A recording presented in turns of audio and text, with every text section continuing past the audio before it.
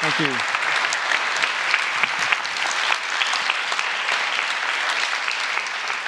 Well, as a young boy, I grew up in church every Sunday. And transparently, as a pastor, I have to say I don't really remember everything I learned in those days, but I do remember Mrs. Johnson's Sunday school class. Mrs. Johnson was totally awesome. And the reason is because she had a love that never ended for us. She had this amazing smile and a heart as wide as the ocean. And I remember her telling us story after story, and our fertile imaginations grew on every Bible story. But there was something she did just about every Sunday that I will never forget. She actually taught us a little song that may seem a bit cheesy to you, but it's such an important song. And we did all the motions, all the embellishments, and our class blurted it out in an unforgettable choir of madness. She would have us sing this song. This little light of mine, I'm going to let it shine. Now, this little song has stuck into my heart and mind for years. It's a little song, and again, you may think it's a bit cheesy, but it has a really, really, really big message. Mrs. Johnson was not a trained theologian, but she imparted on young hearts and minds a very, very important truth. And that is that our Christian faith is not only something within us, it is something that profoundly influences those around us. This is a profound truth we have repeatedly heard today at our Common Good Conference. And we have heard the echoing of Jesus' most famous sermon, where he tells his followers, "You are the light of the world. A city set on a hill cannot be hidden, nor do people light a lamp and put it under a basket, but on a stand, and it gives light to all in the house. In the same way," Jesus says, "let your light shine before others, so they may see your good works and give glory to your Father who is in heaven." Let me ask you, what is Jesus really saying here? As followers of Jesus, you and I shine the gospel light of truth and grace everywhere we go. And let's be honest, mostly where we go is not church on Sunday. It is where God has called us to work on Monday. Jesus wants us to grasp with heart and mind the high importance and far-reaching significance that our whole lives are shining lights. Who we are, what we do, and what we say all matter in this matter of shining light.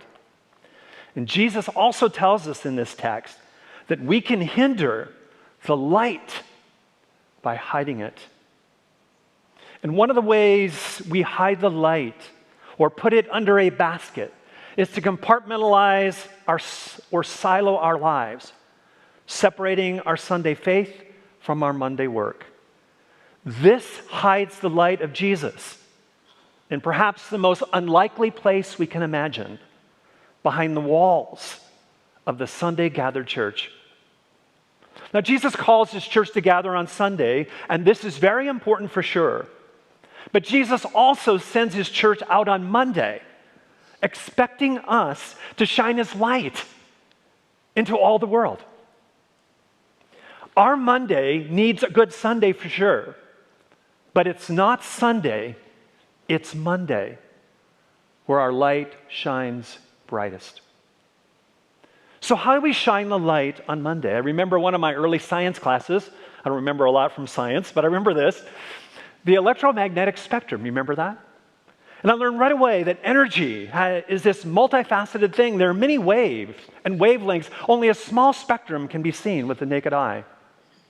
And I think this tells us in a similar way that through our different vocational callings in the world, we each of us, shines the light of Jesus in multifaceted ways. And for your consideration today, I want to challenge us with at least two of those primary ways that we shine the light of Christ on Monday. That is through our work and through our words. Through our work and through our words. First, we shine the light of Christ through our work.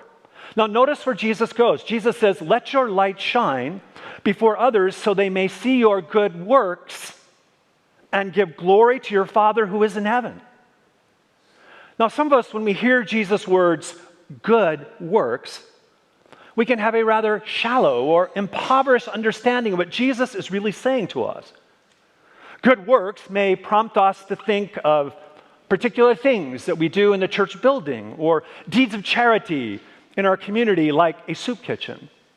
And these are God-honoring things and good, of course. But the word Jesus uses here also describes in other texts the regular, paid and unpaid work you and I do every day. That is, in providing for our families and, yes, loving our neighbors.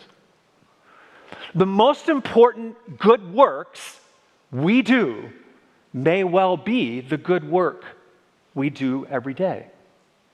Now, C.S. Lewis makes this point in a wonderful essay entitled Good Work and Good Works. Listen to what Lewis says. When our Lord provided a poor wedding party with an extra glass of wine all around, he was doing good works, but he was also doing good work. It was, after all, a wine really worth drinking. So Lewis's contemporary, Dorothy Sayers, also emphasizes this, and she grasps that the good work we do every day truly is one of the main ways we shine the light of Christ in our world. And Dorothy Sayers puts it this way. She says, the only good work is Christian work well done. Well done. And perhaps the most important and most enduring witness many of us will ever have, is the quality of work we do every day. The Apostle Paul reminds us, as we've heard, that whatever we do, do it heartily. And he's talking about work in the context of Colossians. And Paul is saying, as we heard, bring your tools and talents, get to work, and do it knowing God is present with you. And do it with all your heart in his power. For Paul knew, and Jesus knew, that it's not our Sundays, but our Mondays, where the light shines most brightly. Recently, I was reminded about how the work we do speaks so loudly to others. That is, whether we want it to or not. I get my hair cut by Brianna, and she's cut my hair for many, many years. And I sit in her chair every month or so when I fit it into my appointment calendar. And I'm surrounded by her hair cutting tools and pictures of her growing family. And we often interact together about the latest sport events like the Chiefs or something else she's attended, or family vacations, or a movie she's experienced or seen. And she knows I'm a pastor, and now she's okay with that. We've talked about faith often and its importance to her. And Brianna also knows I have an interest in the intersection of faith and work. And recently that topic came up in our conversation.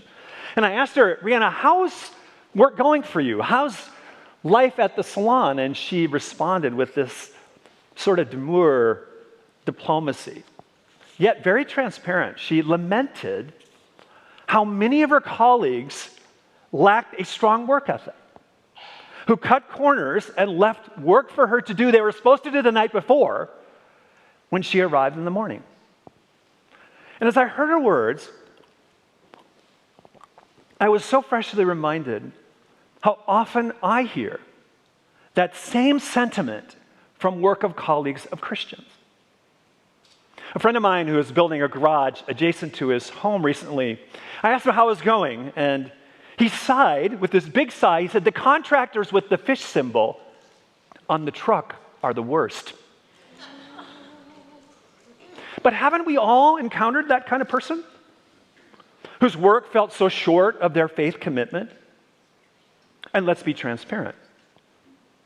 Haven't you and I had those moments in our lives where our work did not match the faith we professed? One time or another, we have all failed in our workplace to represent Christ and the Christian faith we affirm. Now, cultural observer Os Guinness has said it so brilliantly, and he wrote, the problem with Western Christians is not that they aren't where they should be, but that they aren't what they should be where they are. Now let me ask you, are you who you should be where God has placed you Monday?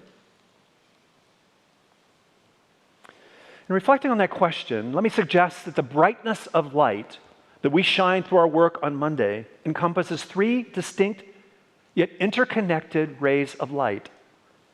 The first ray of workplace light is the excellence of the work we do. The second ray of light is the quality of person we are. And the third ray of light is how we treat others. And when the excellence of our work and the virtuousness of our character and the way we treat others come together, we are a bright, glowing light for Christ to others in our workplace. If I were to ask you, and particularly those you work with, what would they say about you? What words would come to their mind? Do you do excellent work? Can your colleagues count on you? Are you known for how well you treat others on Monday? Because the work we do on Monday matters more than many of us will ever realize. Isn't it true we tend, many of us, to think of a Sunday-focused faith rather than a Monday lived-out faith? Yet it is Monday, not Sunday, that is our primary place of worship, of spiritual formation, and gospel witness. Because Monday is where Christ's light shines brightest. Your Monday workplace is holy ground. Holy ground. And if you're a pastor or a Christian leader, let me ask you, are you more focused on Sunday or on Monday? Of course, doing Sunday or your weekend services really matter, of course. But are you equipping your congregation to be shining lights where God has sovereignly placed them on Mondays?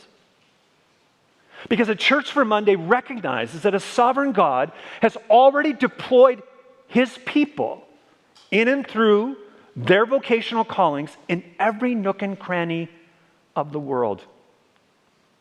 At school, the office, in the shop, in the pickup line, in the neighborhood.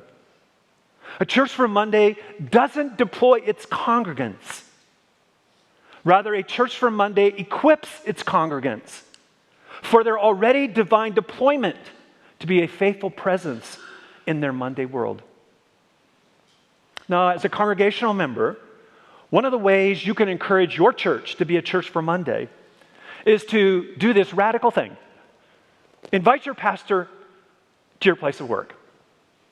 This will not only deepen your relationship with your pastor, I assure you, but will help he or she to understand your Monday world and to equip you better for it. More and more churches around the nation are beginning something that I love, and they are having a take your pastor to work day. That's a great idea. Do it. Jesus reminds us that our work is witness, and the witness of our work is a primary way we shine the light of grace and truth in our world.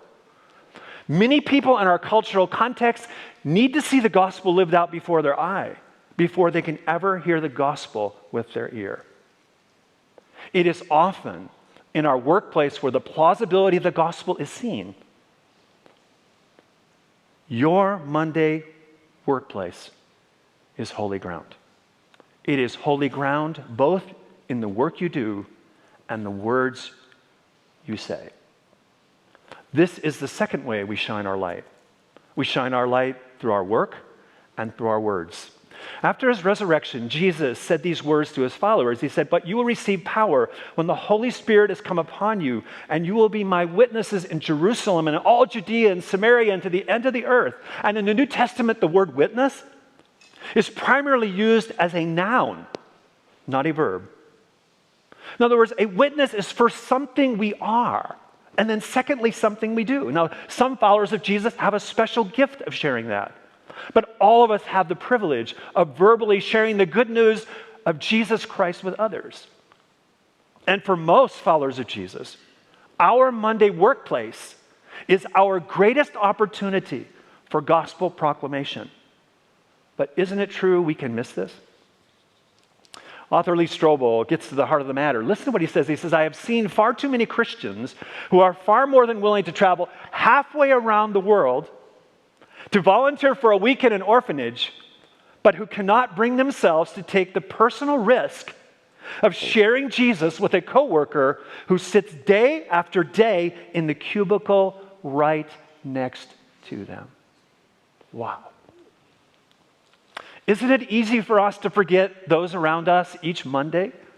That God has placed them there as a divine appointment. Fellow image bearers who need to see the gospel lived out before their eyes in the context of their work and hear the good news of the gospel with their ears. So who are the people God has sovereignly placed in your Monday workplace? How are you shining the light of Jesus to them? And what does a persuasive and winsome verbal witness in the workplace look like? Now, we've already mentioned the importance of the quality of work we do, our virtuous character, and how we treat others. This is the foundation for a verbal witness. Our lives and work not only give us a right to be heard, but in many ways makes it possible for others to truly hear us. So shining the light through what we say may at first seem awkward. But let me suggest 3 reminders to move us forward in this important calling. First, listen attentively to others. Isn't it paradoxical that people often who listen best are the best communicators of the gospel? People who shine the light brightest listen best. They are attentive to their fellow workers, the fellow workers' words, but also their nonverbal clues they express with them. So, for example, this week you might remind yourself, as you interact with your coworkers, quietly to yourself, okay, Tom, be quiet. Listen first, listen, and seek to understand. Listen attentively. Secondly, ask open-ended questions. Jesus often asked open-ended questions in his interaction with others. Open-ended questions, y'all, open the door to another person's life for them to share their story at a heart level. You may, for example, say as you're talking, I'm curious, tell me more about what that was like for you. Or, how did you really feel about that? Listen attentively, ask open questions, and then connect their story to God's story. Now, how do we do this? Let me suggest an idea for you. A way to explain this is through what we call the 4-chapter Bible framework. Chapter 1 is God's perfect original creation. Chapter 2 is the brokenness of God's original creation, when sin and death came into the world. Chapter 3 is the redeeming of that broken creation. And chapter 4 is the future restoration of creation. Now, how do we translate that? We like to use the language of ought, is, can, will. I think we have a slide here that captures this. So how does this work? The ought, is, can, will captures the story of God and connects it to their story. In other words, original creation is what ought to be. Broken creation is what is. Chapter 3, then, the redemption of broken creation is what can be. And chapter 4 is the future restoration of creation, what will be. That is, what the world will be one day. So whether your coworker is struggling in marriage or with their work, how do you begin to connect them? Let me just give you an example. How do you do that ought, is, can, will with a coworker? How does that engage a conversation of faith? For example, let's say a coworker is having a struggle with a boss. None of us have ever had trouble with that. But how do you bridge that struggle with God's story and with the gospel? One way is you simply could acknowledge you have struggled with a difficult boss. You may even say, I've been a difficult boss. But knowing God's story has helped you navigate this struggle. You might share God's story. Tells us first that relational conflict is not what God designed to be. It's not what it ought to be. But because sin and death entered the world, that perfect design has been corrupted. That is what is going on. It is broken. But the good news of God's story is that our relationships in the workplace can be more like they were designed to be. Do you hear the ought, is, can? And then you can say to them, because Jesus came into the world and came to the earth to restore it and brokenness, one day God's story tells us all that brokenness will be gone and all will be as it ought to be. It's the ought, is, can be. All points to Jesus and the good news of the gospel. So let's shine the light with our words, listening attentively to others, asking open-ended questions, connecting their story to God's story. Listen, ask, and connect. a Monday witness, is seen both in our work and our words. One of the people I've been impressed with lately that shines light so brightly is the University of Virginia men's basketball coach, Tony Bennett. This guy is amazing, and if you know, he led the Cavaliers to their first appearance in the Final Four in 35 years. Then he went on to win the national NCAA championship. First time in their whole history. And if you remember, year before, the Cavaliers were the great bracket busters, right? They lost for the first time in history to a 16 seed in March Madness. But Coach Bennett's excellent work, his virtuous character, his gracious words spoke volumes to a watching world. In fact, UVA's president mentioned that Coach Bennett is one of the most selfless people I've ever met. And Coach Bennett said after their win, listen to his connection to the story, I think there was a bigger plan going on here. For such a time as this, the strategic importance of our workplace must not be overlooked in shining the light of Christ to a dark world.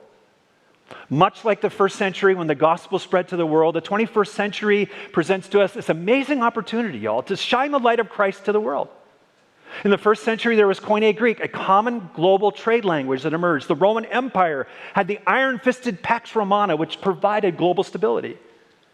And with ambitious building projects in the empire, the Roman roads paved the way for gospel proclamation and expansion. And when we first now forward to the 21st century, it is amazing the similar reality God presents to us. There is a common global trade language of English, a dominant currency, the American dollar. We see a global stability relatively with an interconnected global economy. And we see global connectedness through urbanization, the air travel, and the internet. There are many, many challenges to the Christian faith. But there is an amazing wide window of opportunity opening for the church. If we shine the light of Christ on Monday through our work and our words. That little song Mrs. Johnson taught me long ago, I promise I won't sing it, is still teaching me. It's still teaching me. It's still reminding me every day on my Monday to shine His light. This little light of mine, I'm going to let it shine. It's not Sunday, it's Monday where the light shines brightest. Let's let it shine. Thank you.